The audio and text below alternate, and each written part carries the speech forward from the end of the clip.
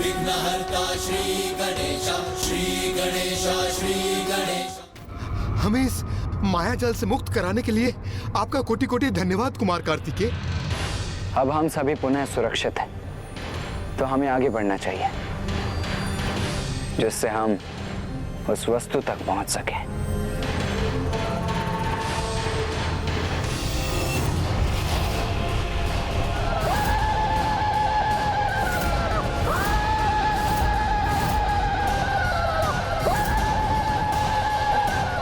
तारकासुर तो स्वयं यहाँ पहुंच गया। अब तो ये अपने खड़क तक कदापि नहीं पहुंचने देगा हमें। आओ देव सेनापति कुमार कार्तिकेय, तारकासुर तुम्हारे स्वागत के लिए प्रस्तुत है।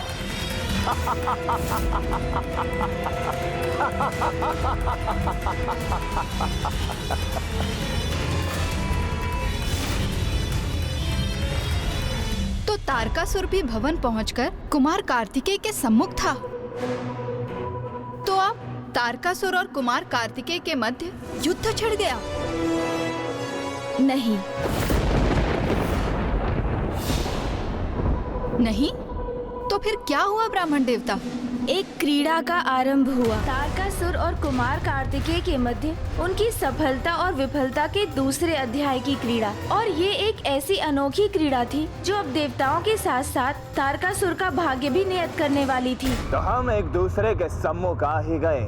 महान महादेव पुत्र देव सेनापति कुमार कार्तिकेय यहाँ मेरे मायावी भवन में मेरे समक्ष। हाँ तारकासुर, यही तुम्हारे आतंक के अंत का संकेत है। तुम अपने ही कपट जाल में उलझ चुके हो। एक महादेव का पुत्र ही मेरा वध कर सके, यही वरदान मांगा था ना तुमने ब्रह्मदेव से। तो लो, महादेव पुत्र कुमार कार्तिकेय तुम्हारे भवन में, तुम्हारे समक्ष तुम्हारा काल बनकर स्थित है।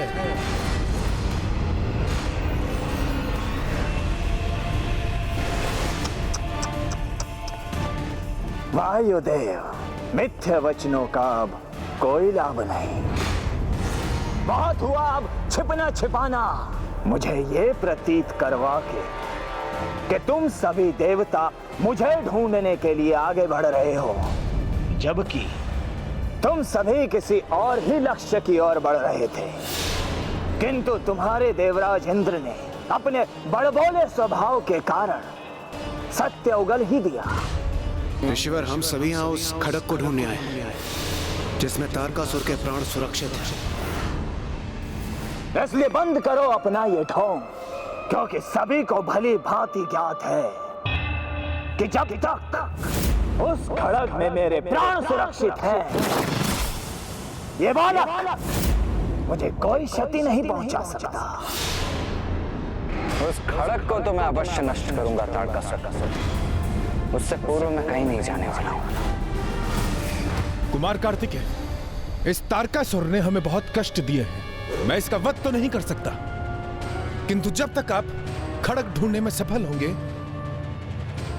मैं इसे दंडित करूंगा। हाँ देव सेनापति, वायुदेव उचित कह रहे हैं। इस दुष्ट को तो हम प्रताड़ित करेंगे।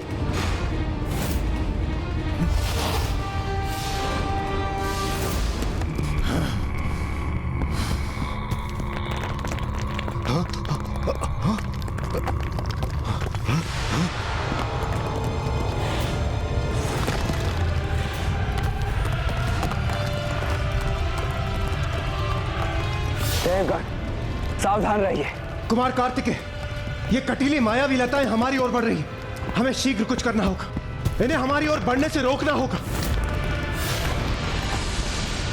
कष्ट तो मैं तुम्हें दूंगा, तुम्हें तुच्छ देवताओं।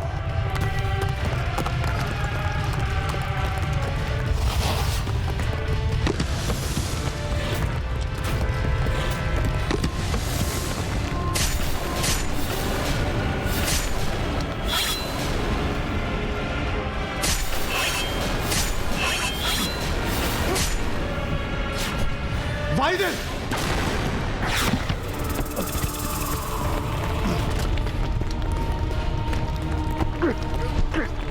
कुमार कार्तिकेय, इन मायावी लताओं ने हमें पूरी तरह से जकड़ लिया है।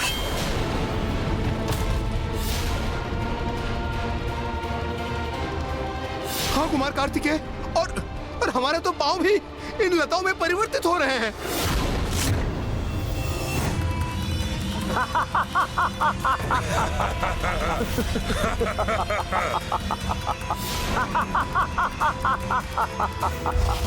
आनंद आ रहा है मुझे, आनंद।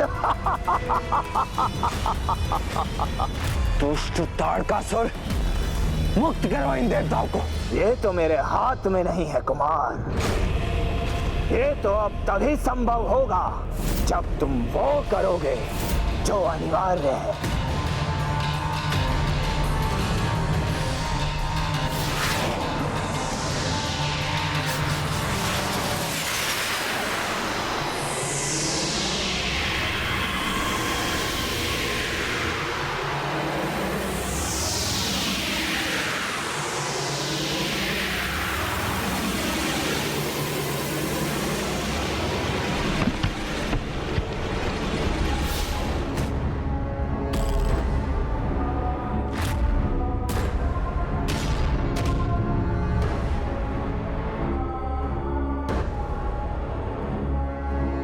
ये सब क्या है?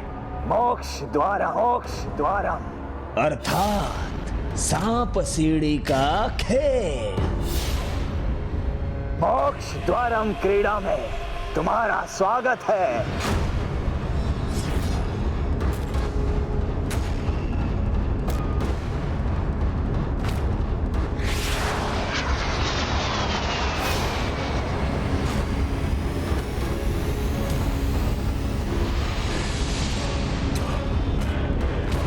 खड़ग चाहिए ना तुम्हें, तो वो वहां तुम्हारे समक्ष है, ऊपर 100 अंक वाले वर्ग पर।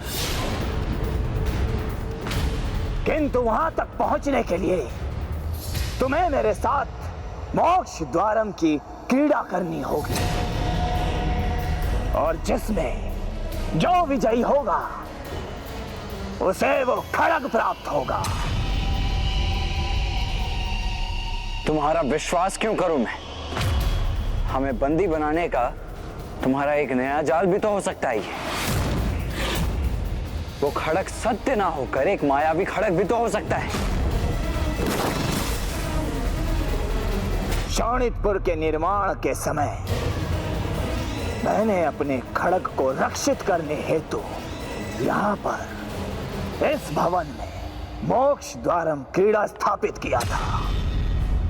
अब जो भी इस भवन में प्रवेश करेगा, इस क्रीड़ा को पार करना आवश्यक है, स्वयं मेरा भी, और तभी वो इस भवन से बाहर जा सकेगा। धैर्य कुमार कार्तिकेय, हम इस दुष्ट तारकासुर का विश्वास नहीं कर सकते। मुझे तो प्रतीत हो रहा है कि ये सब एक चतुराई से बिछाया हुआ जाल है। तो उचित है, मत करो ये क्रीड़ा। विश्वास नहीं है ना तुम्हें मेरे शब्दों पर? जाओ, तो इसमें मेरी कोई हानि नहीं है, क्योंकि मेरे प्राण तो उस खड़ग में सुरक्षित है। किंतु यदि तुम ये क्रीड़ा नहीं करोगे तो ना तुम्हें खड़ग प्राप्त होगा और ना ही तुम शोणितपुर के बाहर जा सकोगे। और हाँ, ये तुच्छ देवता यहीं वृक्ष के रूप में जड़ रहेंगे।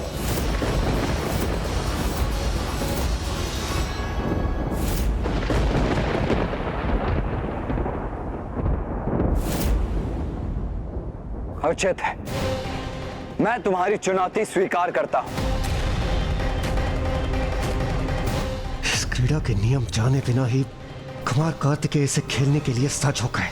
संभव है ये उचित प्रकार से खेलकर हम देवताओं को इस संकट से निकाल सकेंगे, अन्यथा हम घोर संकट में फंस जाएंगे। बहुत उत्तम निर्णय लिया है तुमने, और इस क्रीड़ा को और रोचक बनाने हेतु मैं इस पर दांव बढ़ा रहा हूं। तुम्हारी पराजय के उपरांत देवता स्वर्ग में कभी प्रवेश नहीं करेंगे। मेरी पराजय के उपरांत नहीं तारकासुर, यदि मैं पराजित हुआ तो, किंतु इसकी कोई संभावना नहीं है। किसकी जय होगी और किसकी पराजय, ये तो शीघ्र ही ज्ञात हो जाएगा। किंतु तुम्हें यह भी बताना आवश्यक है कि यदि 3 पहर के भीतर तुमने ये खड्ग प्राप्त नहीं किया तो तुम्हारे ये तीनों देवता सदा के लिए वृक्ष में परिवर्तित हो जाएंगे। कुमार कार्तिकेय, हमारे पास अधिक समय नहीं है, कृपा कर इस क्रीड़ा को शीघ्र प्रारंभ कीजिए। आज प्रथम बार मैं इंद्रदेव से सहमत हूं। तो विलंब किस बात का? क्रीड़ा आरंभ करो तारकासुर।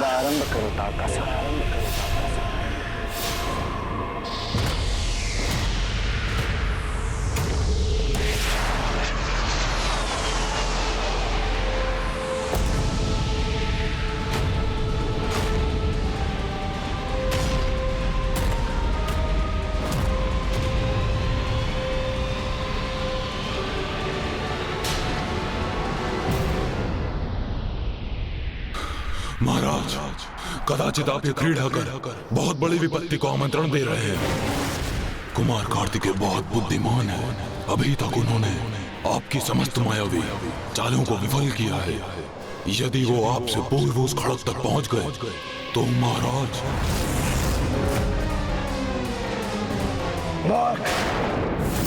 शोणितपुर मेरा है, पासे भी मेरे हैं, खड़ग भी मेरा है, अर्थात विजयी तो मैं ही हो चुका हूं।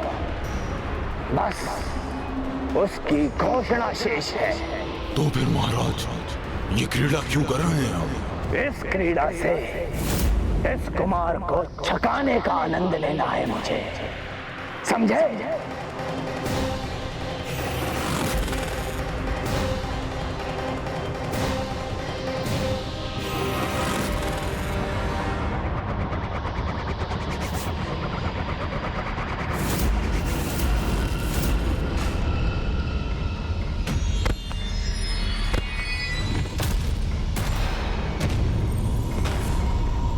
जाओ अट्टासुर, जाओ और जाकर मेरे अंक देखकर बताओ। जी महाराज।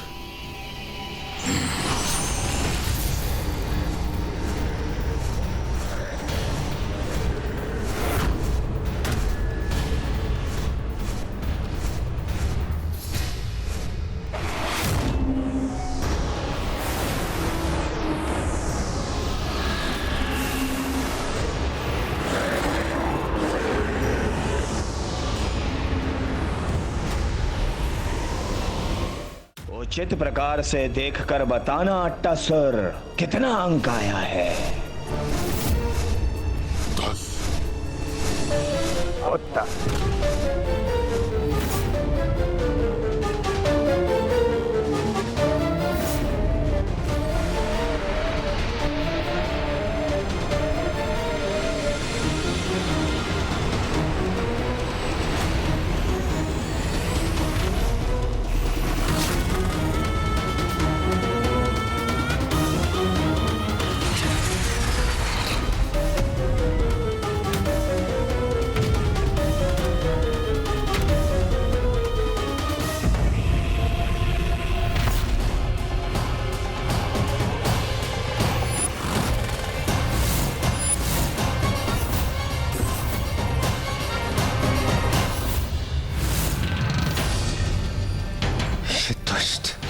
एक ही चाल में इतना आगे बढ़ गया। देखा तुमने, मैंने अपने प्रथम दांव में ही सीढ़ी प्राप्त कर ली। 25 वर्ग अंक पर पहुंच गया मैं। चलो अब तुम अपनी चाल चलो।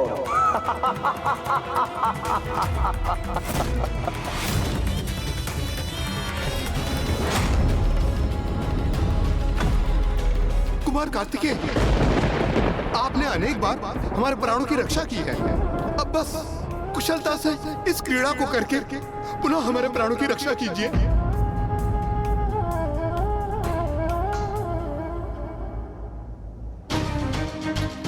हम ऐसी दयनीय स्थिति में कुमार कार्तिकेय के कारण ही है। यदि हम पूर्व में ही यहां से लौट जाते तो आज इस अवस्था का सामना नहीं करना पड़ता।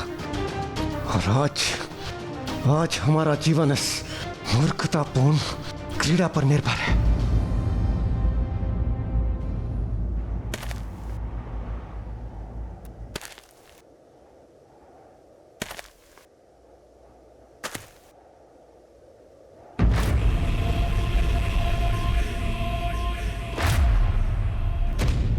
तारकासुर ने मोक्ष द्वारम की क्रीड़ा को अपने कपट से अपने अनुरूप ढाल लिया है और वो इस क्रीड़ा में ऊपर बढ़ने के लिए उचित अंक पाना भी सुनिश्चित कर लेगा। कपट व्यक्ति को सफलता के एक चरण तक ही ले जा सकता है।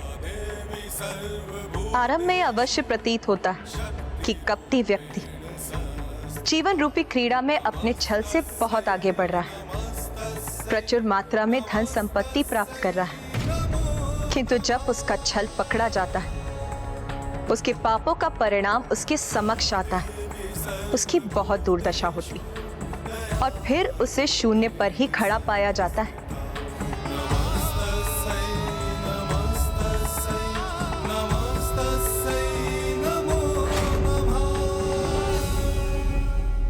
मैं चाहकर भी तुम्हारी सहायता नहीं कर सकता कुमार कार्तिकेय, क्योंकि मेरे पास से तो मेरी शक्ति से ही चलते हैं, तो मैं स्वयं ही अपने पास से फेंकने होंगे।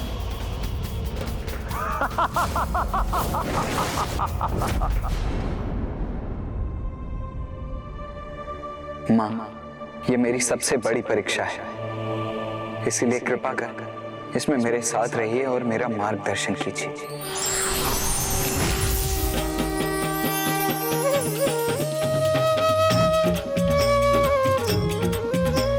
शुभ्रवर्ण ममतामयी देवी हेमस्कंद माता, सर्वोत्तम संतान की जननी तू ही स्कंद की माता है माँ, तू ही स्कंद की माता है माँ, तू ही स्कंद की माता।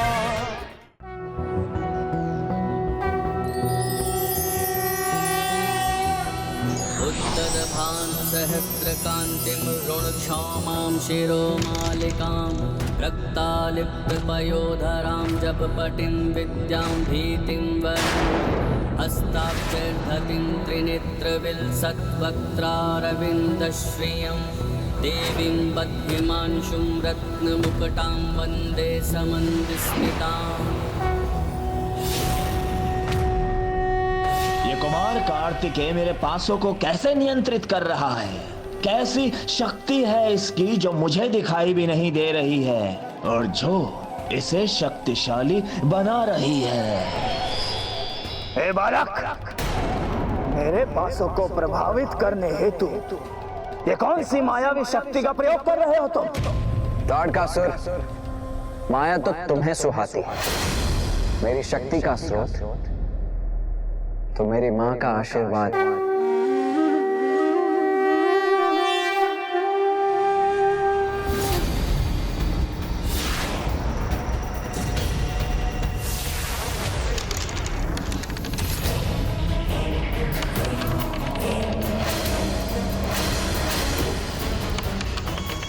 देखो तो कुमार कार्तिकेय का भाग्य उनके साथ है या नहीं, क्योंकि अब तो हमारा भाग्य भी उन्हीं के भाग्य पर निर्भर है।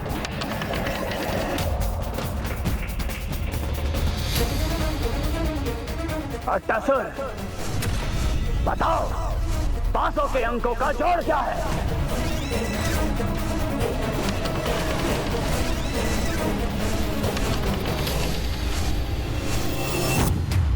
स्कंद माता ने स्वयं कुमार कार्तिकेय के लिए पासे फेंके, अर्थात अवश्य ही वो तारकासुर से कहीं आगे पहुंचे होंगे और उनकी विजय सुनिश्चित हो गई होगी ना? नहीं, मोक्ष द्वारम की क्रीड़ा इतनी भी सरल नहीं थी, क्योंकि वो क्रीड़ा किस क्षण किसी पड़ाव पर पहुंचकर क्या परिणाम देगी, इसका अनुमान लगा पाना अत्यंत जटिल था।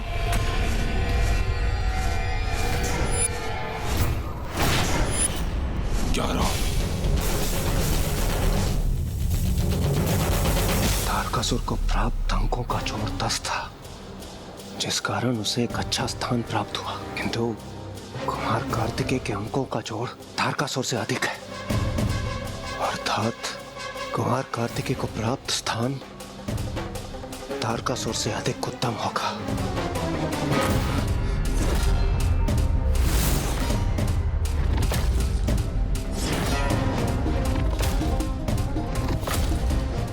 यहाँ तो सर्प चित्रित है।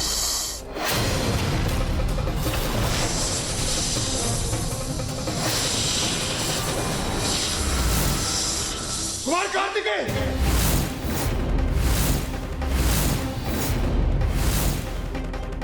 ये सर्प तो कुमार कार्तिकेय को निगल गया।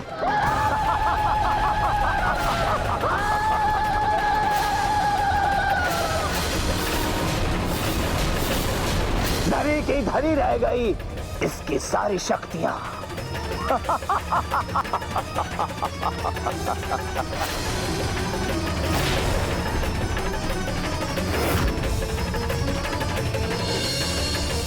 अब कुमार नहीं लौटेंगे।